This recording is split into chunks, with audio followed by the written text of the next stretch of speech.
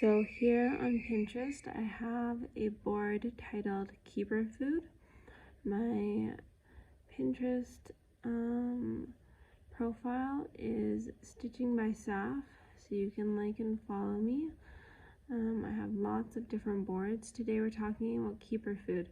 So basically, keeper food for me is food that I want to make again and again because it is so tasty. So I have tons of different things. Today we're going to be discussing this basic homemade bread.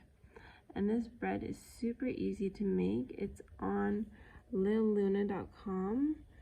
So let's see if we can find the link here. We just click on, where did this go? Here, littleluna.com. Click on this. See if it takes us to the right page. Okay, best homemade bread recipe. It's written by Alicia Suskin, and it looks like she updated it because it was written a few years ago, before 2020. I know that for sure. So here's what it looks like. It is delicious. It is so easy to make. It is the easiest, get rid of that. It is the easiest bread I have ever made. It is super easy, super fun, super fast.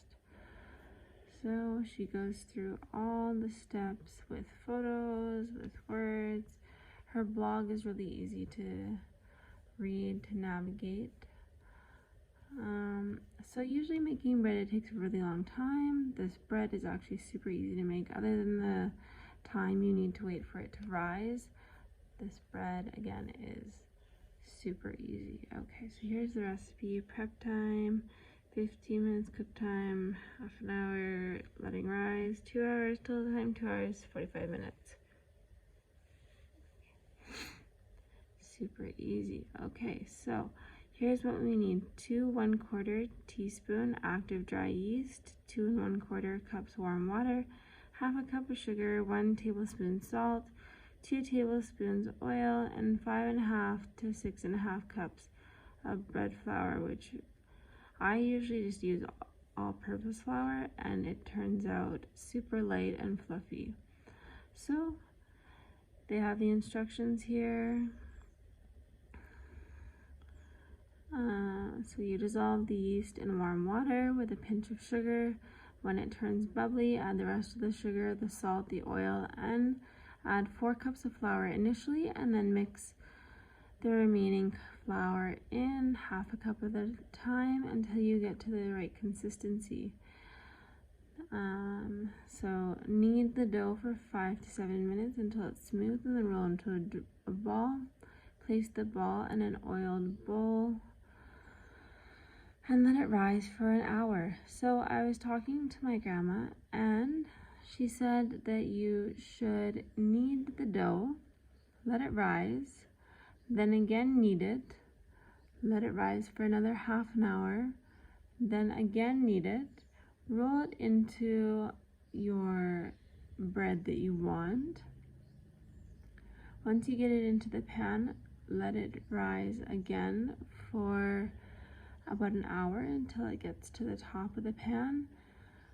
Instead of just kneading it once, punching it down, dividing it, forming it into the bread, letting it rise a second time. So you actually want to let it rise 3 times is what my grandma is saying. And she's been making bread for probably 60 years. So you're going to preheat the oven to 375, bake for 30 to 35 minutes. Once it starts to get brown on the top and it makes a hollow sound, you want to take it out, otherwise it will get very crunchy on the top and it'll start to get dry in the middle. This recipe makes 2 loaves. You can also divide it into smaller bun size loaves if you wanted instead, and put them into a pan, and they make beautiful buns. They make beautiful loaves. I've also made braided bread out of this recipe. Braided bread is delicious. So many different options. Basically, anything that is bread related that you can make, any shapes, twists, knots. This recipe is super easy and it's amazing. It turns out nice every single time. So thank you, Lil Luna. This blog is such a good blog for this recipe. If you like this video, please like and subscribe to my channel for more content coming weekly. Please leave a comment if you want to see any other recipes reviewed.